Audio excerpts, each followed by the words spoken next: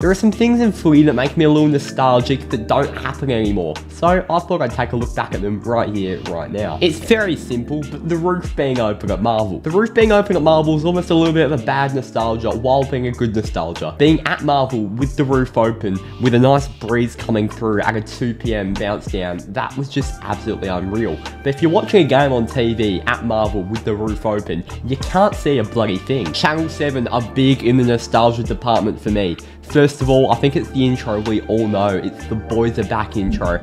I remember about 2012, 2013, Friday Night Footy. It's one of the few things that I remember from watching footy back then. Matthew Richardson, Cameron Ling, Hamish McLaughlin. You know, some of maybe not the best football analysts out there, but definitely quite nostalgic. The old Channel 7 and Fox Footy scoreboard. The AFL in 2012 introduced this very, very simple blue timer, black teams, and red score. It was a very, very simple scoreboard design, but it's something that just really spikes my nostalgia whenever I think back to that time of footy. Even just that rustic background on the team letters, it's just a real nostalgic vibe. And if we even move on to Fox Footy, in 2012, they unveiled this whole new rebrand for Fox Footy. And look, it's a very, very clunky and poor looking scoreboard with that big Fox Footy Live in HD in the top corner, but it just, it brings it back to some, Melbourne versus Brisbane 2012 in front of 4,000 people at the G. Even a few years later when they switched to the flag design. Now, there are some people watching this video that won't actually remember when instead of balling the ball up, they actually did a bounce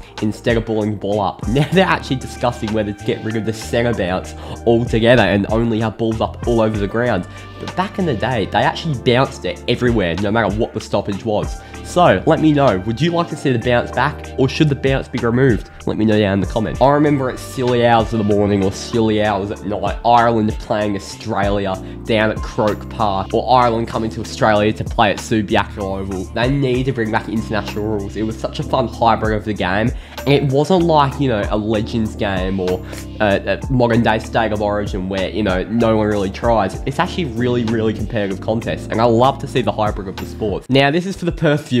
Altogether, Subiaco Oval. I grew up going to footy at Subiaco Oval. It's where I had my first ever footy memories, and to be honest, people love Optus, I love Optus, but there's just something about that ground that I miss. Whether it's the walk through the park to the game, or walking from Leagueable Station to one of the gates on the east side of the ground, the Waffle Club logos being next to the Patterson Stadium sponsorship, the Trans Perth train outside the stadium, even the noise of the siren, the club stores on the west side of the stadium. There are just so much about Subiaco Oval and the entire atmosphere. When Subi was packed out, it was one of the loudest atmospheres in the AFL. I miss it a lot, but I do love Optus. Footy on Channel 10 seems like a lifetime ago, but it was only about, 12, 13 years ago that Channel 10 had the broadcasting rights. I personally only remember bits of Channel 10 footy, but it was some of my earliest memories watching footy on TV was on Channel 10. Whether it was Stephen Quartermain in the commentary box or Andy Marr boundary riding, Channel 10 footy really just does bring back the nostalgic feeling inside of you. Now, the current day footy TV show Bounce,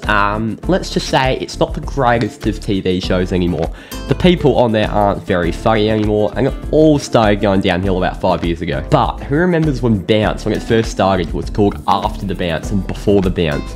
It had a panel of Jason Dunstall, Danny Frawley, Alistair Lynch and Andrew Gaze.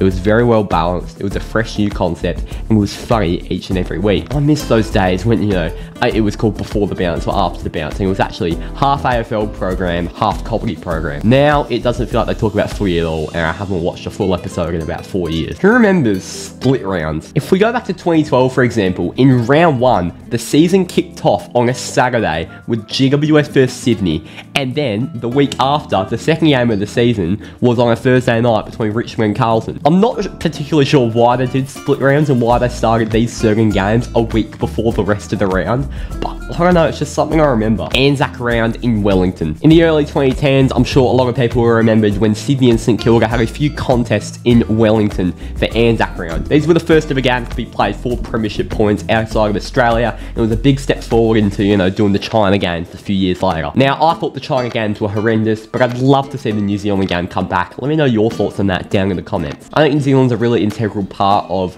of Australia, especially, you know, the Anzac side of things. Like, I think in Anzac round, it played, I think it was quite an iconic game to have, and I think New Zealand deserve a spot in Anzac round. The crowds were slowly building each year, then the AFL decided to cancel it and move on to China, which, you know, was a terrible decision. And last of all, the NAB Cup. 2012, you'd have 3 teams at one ground. It would be an all-day festival with 3 games, each team playing a 2-half game against each other, a pre-season tournament in a shorter format that you got to see different players against different oppositions all in the same day. I reckon they need to bring that back. I think that is an absolutely incredible pre-season format.